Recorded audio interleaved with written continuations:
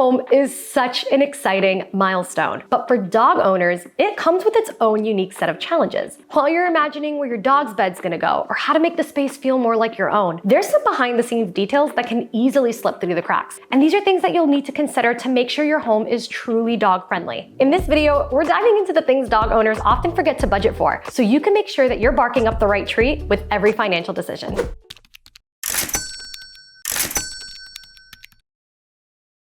$4,700. That's what the average yard fence installation could set you back. When it comes to fencing for your dog, the material you choose not only affects your budget, but it also depends on your dog's overall needs. So let's start with wood fences. They're classic, they're versatile, and they're one of the most popular options for good reason. Dogs that do well with a wooden fence are typically those that need privacy or security. Labs, German Shepherds, Golden Retrievers, Boxers. They're great for dogs who bark at people walking by, maybe they get a little more territorial, or they just get easily distracted by things outside. However, dogs that tend to jump or climb, like Border Collies, Alaskan Malamutes, they may not be suited for a wood fence because it may be easy for them to get over or find ways to escape.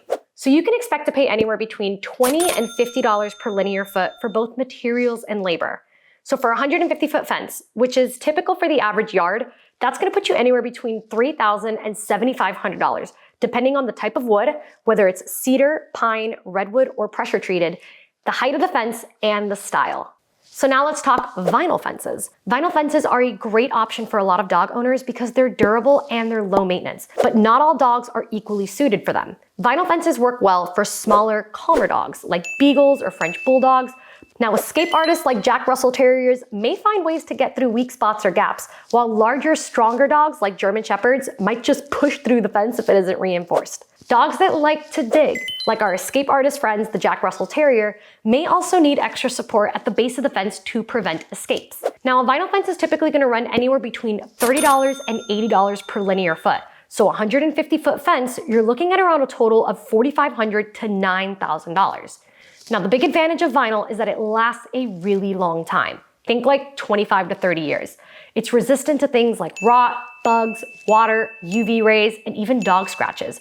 So it's definitely a solid investment if you're planning on staying in your home for a while. If you're in an HOA community, you'll likely come across either aluminum or steel fences. These are great for medium to large dogs like Labradors and Golden Retrievers because they provide a secure barrier without the risk of escape. They're also great for breeds that aren't prone to jumping, like bulldogs or beagles. But smaller, higher energy dogs, like Dachshunds for example, may find a way to squeeze through if the gaps are wide enough or if the fence is too low. And larger jumper dogs, like Greyhounds, Dalmatians, Whippets, they could clear a shorter fence, so a taller option or added reinforcement may be necessary. Just be sure to check with your HOA first. So aluminum fences are on the cheaper end. Those usually start at around $20 per linear foot, while steel fences are a little bit pricier, starting at around $30 per linear foot. So depending on the style and the height, these can go actually up to $80 per linear foot, with a total cost for a 150-foot fence ranging anywhere from $3,000 on the lower end to $12,000 on the higher end. Now, before moving forward with any fence installation, regardless of the type that you choose to go with, I highly recommend getting at least 3 estimates. Now, I always tell my clients to do this to ensure that they're comparing both the cost and the quality of the work so that they can make the most well-informed decision and just ensure that they're getting the best price. But just as we've seen, price is just part of the story. If you're installing a fence in an HOA community, you may need to get approval from them before starting the work. And that could cost anywhere from $50 to $500 in application fees or even non-refundable deposits. If your city or your county requires a permit for a fence installation, that could also run you anywhere from $50 to $200 depending on where you live and just the requirements of your local government. And those permits may also require additional inspections too, which come with added fees.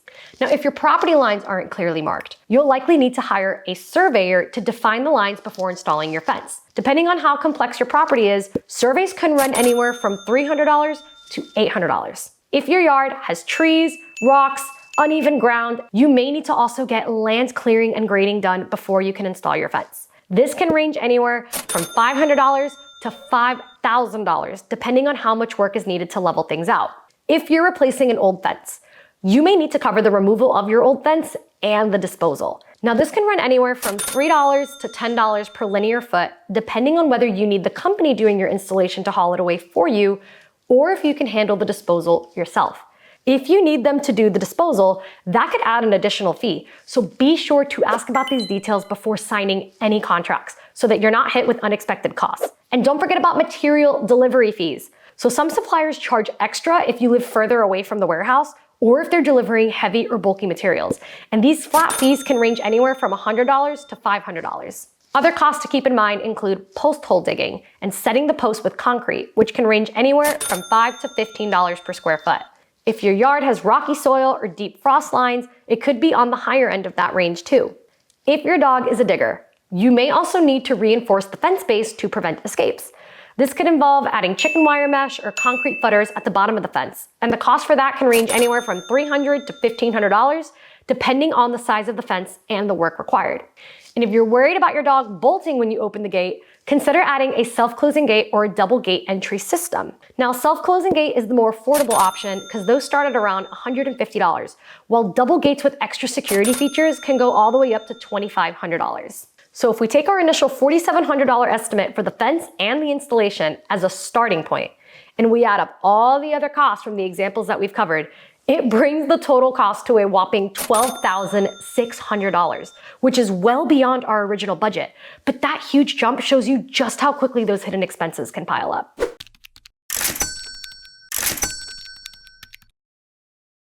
Whether you're maintaining your current yard or setting up a new one for your dog, it's important to budget for the upkeep because trust me, you are going to need it. Things like dog urine and digging can damage your grass over time, leaving behind dead patches and holes.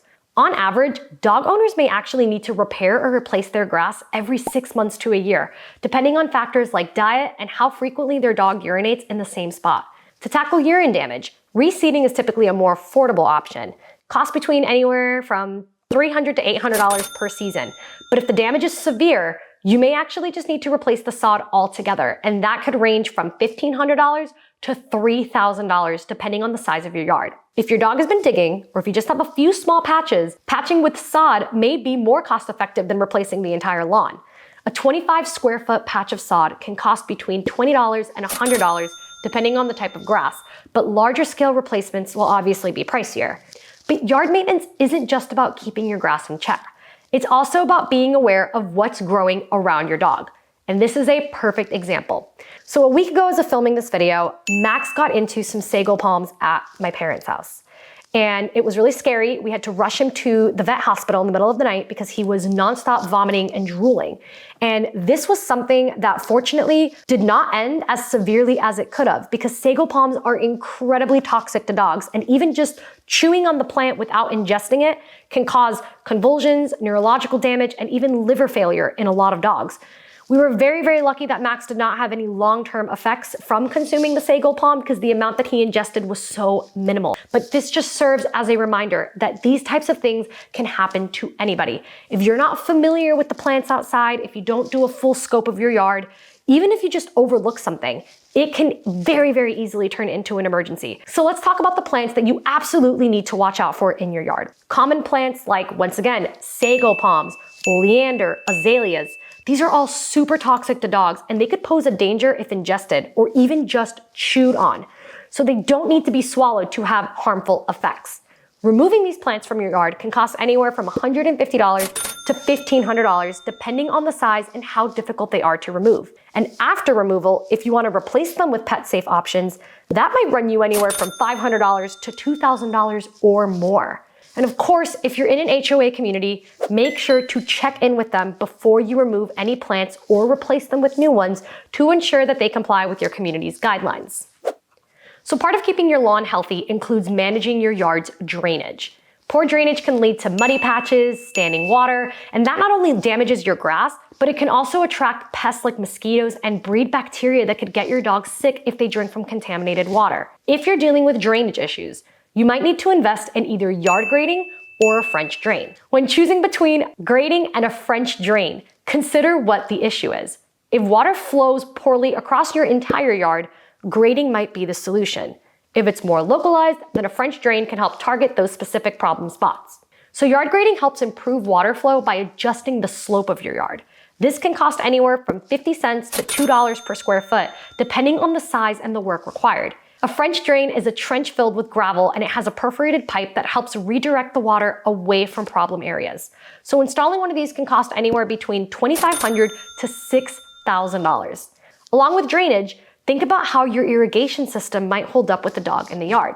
Pop-up sprinklers are affordable and effective for just general lawn care, but they can easily break if your dog runs into them or digs them out of the ground. The same thing goes for rotor sprinklers and above ground sprinklers. You could probably get away with pop-up sprinklers if you have a smaller dog or just an overall calmer breed, but if your dog is larger or more high energy, it may be best to avoid these options altogether. My recommendation for dog owners, it's better to opt for in-ground sprinklers that are installed below the surface, so it reduces your dog's chance of interacting with them. If you do go with above ground systems, try to place them in areas that are less accessible to your dog, or consider sprinklers with durable, chew-resistant materials. Modifying or removing sprinkler systems can cost anywhere from $200 to $1,500, depending on the complexity of the sprinkler system that you currently have. Now, if you just need a minor adjustment, you can expect to pay anywhere on that lower end of $200 to maybe $350. For keeping your dog cool in the summer without having them play in the sprinklers, shade solutions like shade sails, misting systems, and pergolas each have their own benefits depending on your dog's needs. So shade sails are going to cost anywhere from $300 to $1,500, and those are great for smaller, calmer breeds. Misting systems will run you around the same price range, and they're great for cooling off higher energy dogs, especially after runs or long outdoor play sessions. For larger dogs or those that like to lounge around outside, a more permanent option like a pergola provides lasting, roomy shade. These are going to run anywhere from $1,500 to $6,000. But the great thing about pergolas in specific is that they can actually up the resale value on your home.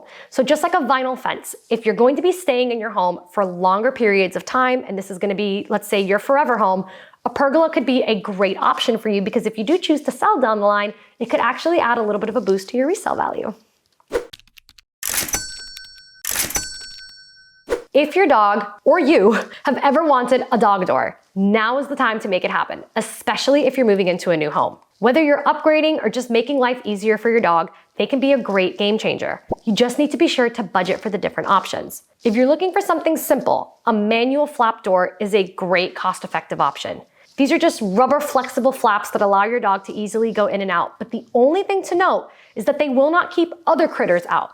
So if you live somewhere with a lot of wildlife, this might not be the best option for you unless you can find one with a latch that can be closed. So these more simple style doors are typically going to cost anywhere from $50 to $200 for just the door itself. Installation is going to run you about $75 to $300 depending on the type of door and the labor involved. For homes with a sliding glass door, you can consider sliding glass door inserts. They're panels that fit right onto the track of your sliding door with a built-in pet door at the bottom, so they're super easy to install and remove. Expect to pay anywhere between $150 to $300. But the great thing about these is that they're really easy to set up, so it actually saves you on the installation costs. If you need to keep your dog's other four-legged friends out of the house, an electronic or magnetic door like a paw port might be the solution. So these doors use a sensor like a Bluetooth collar tag to make sure that only certain pets can get through, and it's all customizable. So you can actually choose which pets to let in or out. Now the caveat with these though is that if the little Bluetooth fob falls off of your dog's collar, they're not going to be able to go in or out. So something to keep in mind if you do plan on using this type of a dog door for extended periods of time while you're away. So these dog doors can cost anywhere between $400 and $500 for the door, and then the installation will run you between maybe $100 to $300. And for the ultimate tech-savvy pet owners, you could go for a microchip activated door. So these doors scan your dog's implanted microchip, meaning there's no need for a collar tag like the paw port. So these are going to be the most expensive option. They run anywhere from $200 for the lower end all the way up to $600 for just the door. And then the installation fee could run you anywhere from another $200 up to maybe $500. Did you know that your dog can impact your homeowner's insurance? It's true. Some insurance companies actually require additional coverage for dog owners for things that the companies may deem to be risk factors, like a dog's breed or their size.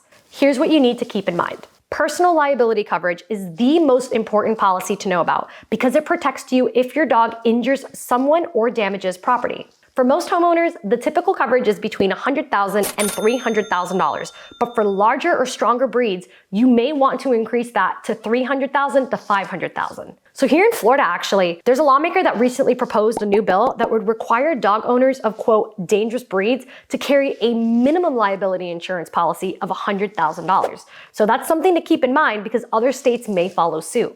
Medical payments coverage helps to cover medical bills if your dog injures a guest, but not your household members.